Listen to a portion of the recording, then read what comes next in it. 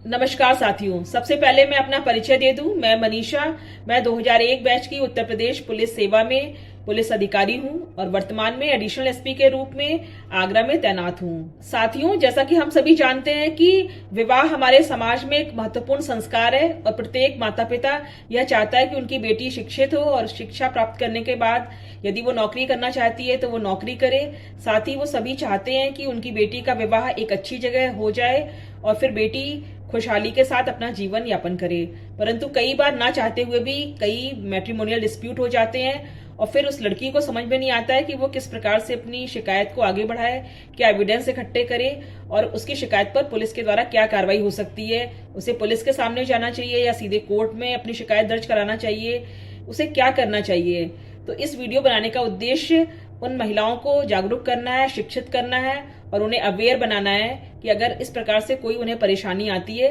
तो वो किस प्रकार से अपनी जो एप्लीकेशन है या अपनी जो प्रॉब्लम है उसको अपनी सॉल्व कराने के लिए वो किस प्रकार से अप्रोच करे और अपनी शिकायत कहाँ दर्ज कराए। सबसे पहला प्रश्न यह है कि यदि विवाह के बाद ससुराल वाले मानसिक तौर पर आपको परेशान करते हैं तो आपको क्या करना चाहिए।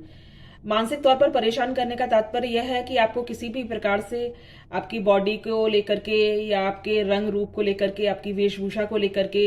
या आपके मायके वालों को लेकर के आपके सामने या आपके पीठ पीछे किसी भी प्रकार से कमेंट किए जाएं, वो सब मानसिक प्रताड़ना की श्रेणी में आता है। इसके लिए एफआईआर का कोई भी प्रोविजन नहीं है। इसके लिए आईपीसी में 498 ए का प्रोविजन है, जिसमें एफआईआर की जगह एनसीआर पुलिस थाने में रजिस्टर्ड होती है। एफआईआर और एनसीआर में ये फर्क है कि एनसीआर की विवेचना के लिए कोर्ट की परमिशन की आवश्यकता होती है, जबकि एफआईआर में पुलिस को सीधे इन्वेस्टिगेशन करने की पावर होती है। तो यदि केवल आपको मानसिक तौर पर प्रताड़ित किया जा रहा है तो आप पुलिस थाने में जाकर के अपनी एनसीआर रजिस्टर करा सकती हैं और इसके बाद कोर्ट की परमिशन से आप उसमें विवेचना करवाइए और एविडेंस के आधार पर जो भी रिपोर्ट पुलिस तैयार करती है वो कोर्ट में जाएगी और फिर वहां पर ट्रायल शुरू होता है। और एक दूसरा तरीका ये है कि आप protection of women against domestic violence 2005 के अंतर्गत जिस जनपद में आप रहती हैं वहां के डिस्ट्रिक्ट प्रोबेशन ऑफिसर जो होते हैं डीपीओ, वहां पर अपनी रिपोर्ट, अपना जो एप्लीकेशन है वो दे सकती हैं और फिर वहां पर वो उस केस की सुनवाई करेंगे और फिर जो भी तथ्य आते हैं उसके अनुसार आगे की कार्रवाई सुनिश्चित करेंगे। अगला प्रश्न यह है कि यदि ससुराली जन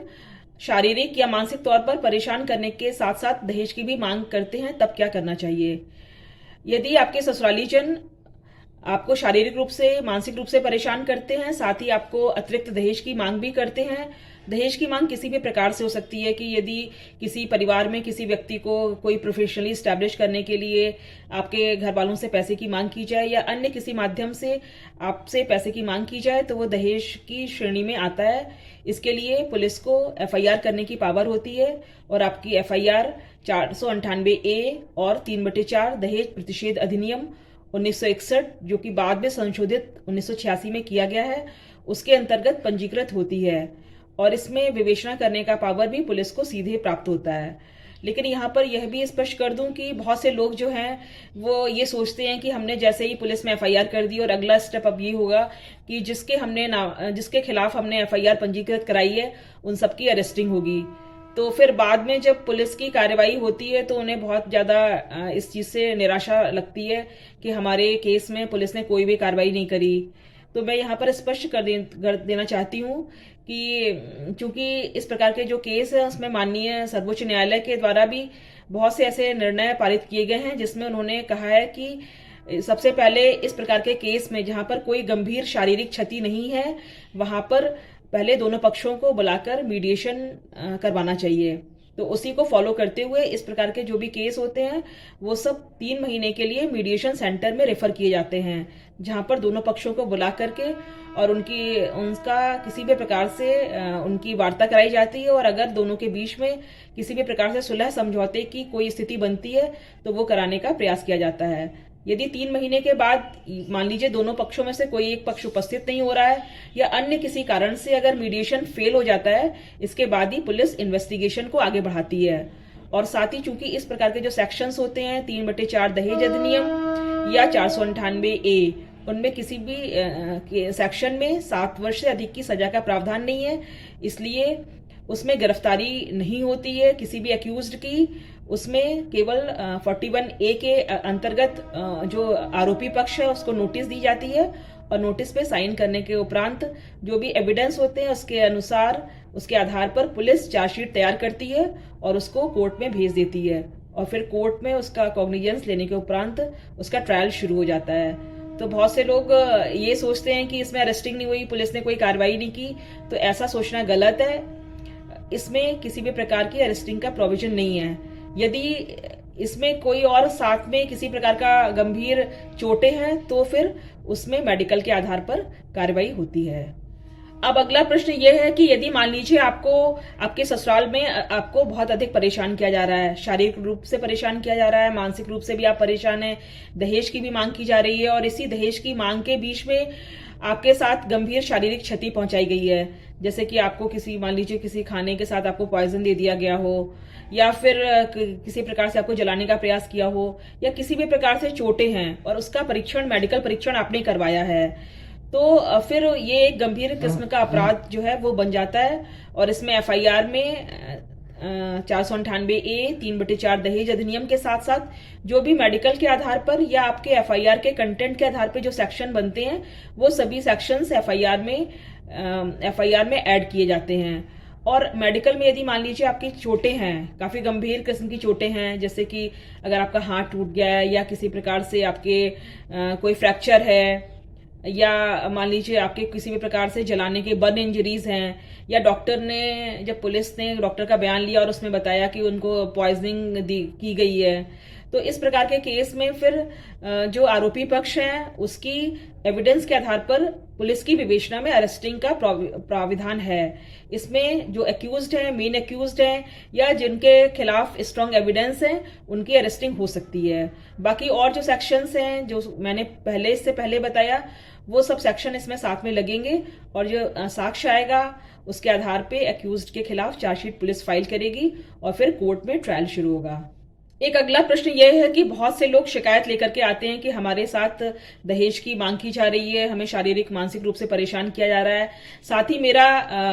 जबरदस्ती अबॉर्शन करा दिया गया है या मिसकैरेज, इस प्रकार से उन्होंने मारा पीटा कि मेरा मिसकैरेज हो गया है। तो ये एक गंभीर किस्म का अपराध माना जाता है। इसमें अरेस्टिंग का भी प्रोविजन है, लेकिन केवल एफआईआर में लिखने से इसमें कोई भी अरेस्टिंग नहीं होती है, क्योंकि एबॉर्शन जो होता है, जबरदस्ती एबॉर्शन कराना, तो ये सारा मेडिकल डॉक्यूमेंट्स पे बेस्ड होता है। यदि वहां पर जहां पर भी मिसकैरेज हुआ है, किसी डॉक्टर के क्लिनिक में आप गई हैं, तो वहां के सारे जो डॉक्यूमेंट्स हैं वो पुलिस पहले एग्जामिन करती है। जिस डॉक्टर के यहाँ क्लिनिक में जाकर के एबॉर्शन कराया गया है या कोई भी अल्ट्रासाउंड की रिपोर्ट है वो सब देखी जाती है, उसका परीक्षण किया जाता है और डॉक्टर का इसमें बयान जो होता है वो बहुत इंपॉर्टेंट होता है, क्योंकि डॉक्टर अगर कोई भी एबॉर्शन होता है तो गवर्नमेंट की इस समय बहुत ज्यादा स्ट्रिक्ट रूल्स रहते हैं। तो किसी भी प्रकार का अगर एबॉर्शन होता है तो उसमें डॉक्टर जो है वो क्लियरली मेंशन करती है कि इसमें जो लड़की है उसकी सहमति ली गई है या नहीं ली गई है या किस कारण से एबॉर्शन हुआ है। हो सकता है बहुत सी मेडिकल कंडीशंस भी ऐसी होती हैं जिसके कारण लड़कियों का एबॉर्शन हो जाता है, या कोई किसी प्रकार की कोई चोट है, एक्सटर्नल इंजरी है, या मान लीजिए जब आप डॉक्टर के पास गई हैं तो आपने हो सकता है कोई बयान अपना दिया हो घर वालों के सामने, ना उनसे छुप करके आपने कोई बयान दिया हो और डॉक्टर ने उसको प्रिस्क्रिप्शन में लिखा हो। तो जो भी कार्रवाई होती है उसमें डॉक्टर का रोल बहुत महत्वपूर्ण होता है कि डॉक्टर के सामने आपने किस प्रकार से क्या क्या चीजें बोली हैं या डॉक्टर ने किस प्रकार से प्रिस्क्रिप्शन में क्या क्या चीजें लिखी हैं कि एबॉर्शन किस कारण से हुआ है। तो केवल आपके एफआईआर में ये लिख देने मात्र से अरेस्टिंग नहीं होती है या वो अपराध साबित नहीं हो जाता है कि मेरा जबरदस्ती एबॉर्शन कराया गया है, क्योंकि जबरदस्ती एबॉर्शन कराने के संबंध में डॉक्टर ने मेडिकल करते समय क्या लिखा है या कौन सी ऐसी आपकी चोटें थी जिस कारण से एबॉर्शन हुआ, तो ये बहुत इंपॉर्टेंट होता है। तो बहुत से लोग इस बात से भी बहुत ज्यादा पुलिस से नाराज रहते हैं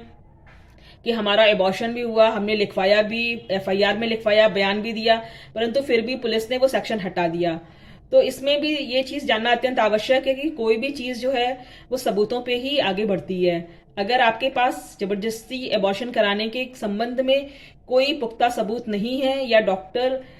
इस प्रकार से कोई बयान नहीं दिया है तो फिर वो सेक्शन आगे बढ़ पाना बहुत मुश्किल होता है। एक अगला प्रश्न जो है वो बहुत बार आता है, वो यह है कि यदि शादी के बाद आपको पता चले कि जिससे आपकी शादी हुई है वो पहले से शादीशुदा है, या फिर शादी के बाद कुछ समय बाद उसने चोरी छुपे किसी दूसरी महिला से शादी कर ली है, तो आपको क्या करना चाहिए। देखिए, भारतीय कानून में किसी भी पत्नी के जीवित रहते हुए दूसरी शादी करना गैरकानूनी अपराध की श्रेणी में आता है। यह नियम विरुद्ध है, विधि विरुद्ध है। इसके लिए सेक्शन 494 आईपीसी जो है वो इसको कवर करता है। लेकिन इसमें यह बात जानना आवश्यक है कि इसमें जो शिकायत है वो पीड़ित पक्ष की तरफ से ही हो सकती है। अर्थात जो पीड़िता इसमें एक पत्नी होती है वो उसी की तरफ से कंप्लेन हो सकती है। इसमें शिकायतकर्ता उस लड़की के अलावा या पीड़िता के अलावा और कोई दूसरा व्यक्ति नहीं हो सकता है। और इसमें भी ये भी एक कंप्लेन केस है। इसमें भी अगर केवल 494 आईपीसी का ही आपका केस है तो उसमें एफआईआर की व्यवस्था नहीं है। उसमें आपको सीधे कोर्ट में जाकर के अपना कंप्लेन केस जो है वो रजिस्टर कराना पड़ेगा। लेकिन यदि 494 आईपीसी अर्थात दूसरी शादी के साथ साथ यदि कोई और सेक्शंस जैसे दहेज की मांग या एट्रोसिटी 498A के भी सेक्शंस अगर साथ में हैं तो फिर एफआईआर पंजीकृत होगी और उसकी विवेचना के पश्चात आरोप पत्र जो है वो कोर्ट में प्रेषित किया जाएगा। यदि आपकी शादी हुई है और आपको पता चलता है कि मेरे पति की पहले से ही शादीशुदा है तो उसमें एक धोखाधड़ी का सेक्शन जो है 420 वो भी उसमें एफआईआर में ऐड हो सकता है। एक अन्य प्रश्न जो कि बहुत इंपॉर्टेंट है आजकल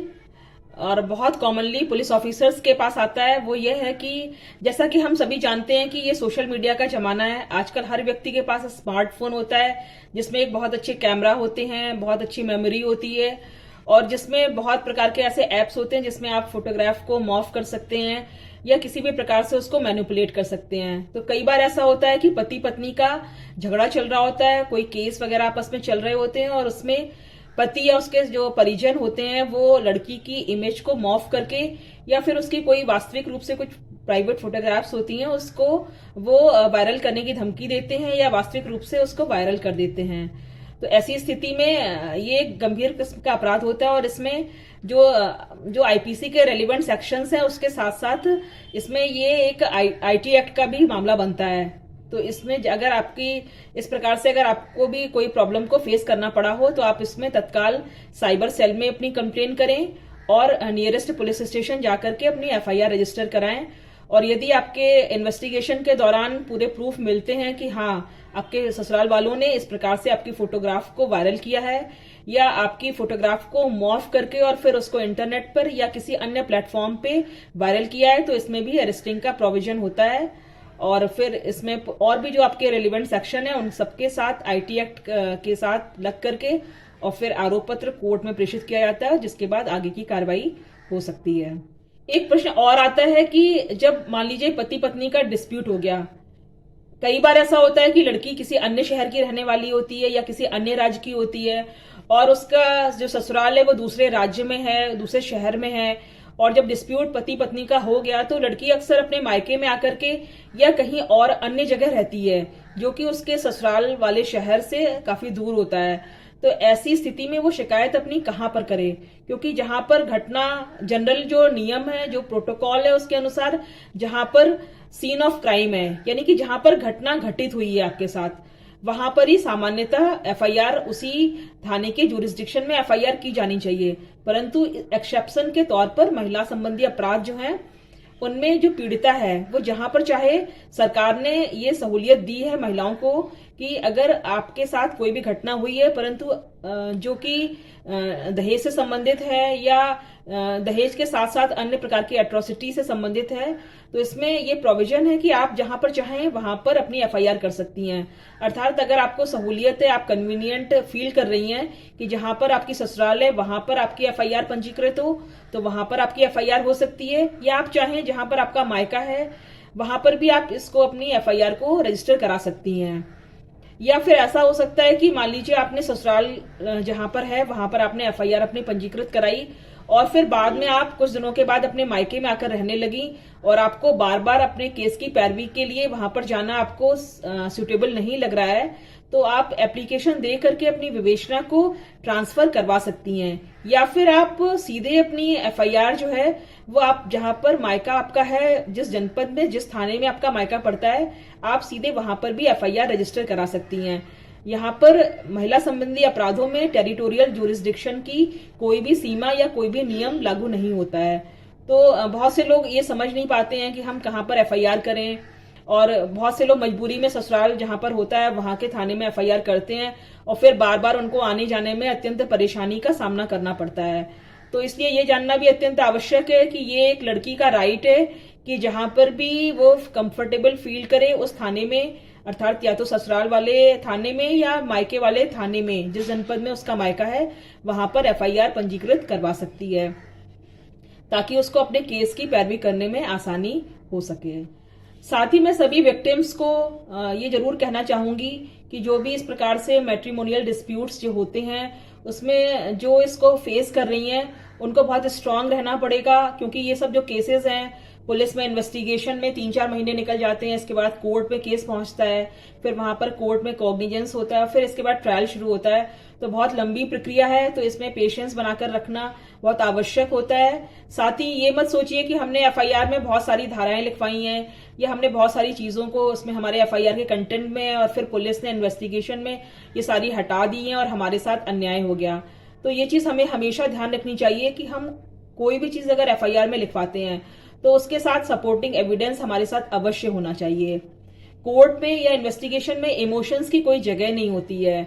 जो भी चीजें हमारे साथ खड़ी होती हैं वो होता है हमारा जो एविडेंस है हमारे पास, क्या हमारे पास प्रूफ है, जो हमने चीजें लिखवाई हैं उसके सपोर्ट में क्या डॉक्यूमेंट है हमारे पास, वो सबसे इंपॉर्टेंट चीज होती है।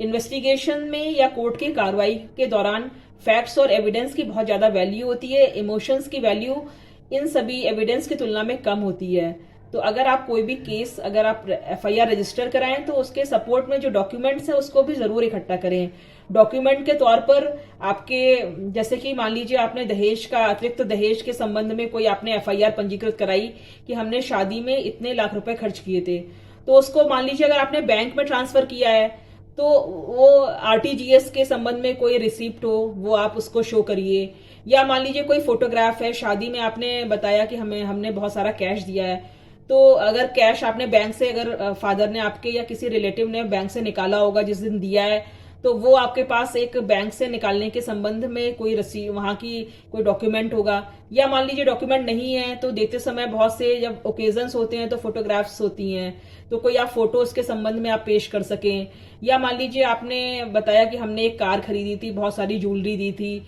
या हमने बहुत सारे दहेज के लिए बहुत सारी चीजें दी थी, तो उसके सपोर्ट में आपके पास एविडेंस होना बहुत जरूरी है, जो कि फोटोग्राफ के रूप में, या बैंक से पैसे निकालते समय, या फिर आपने उनके अपने ससुराली जनों के अकाउंट में ट्रांसफर किया है, तो वो जो सारी रिसिप्ट्स हैं वो सब होना आवश्यक है। वही आपको सपोर्ट करेगा इन्वेस्टिगेशन के समय। केवल ओरली कहने से फिर आपका केस जो है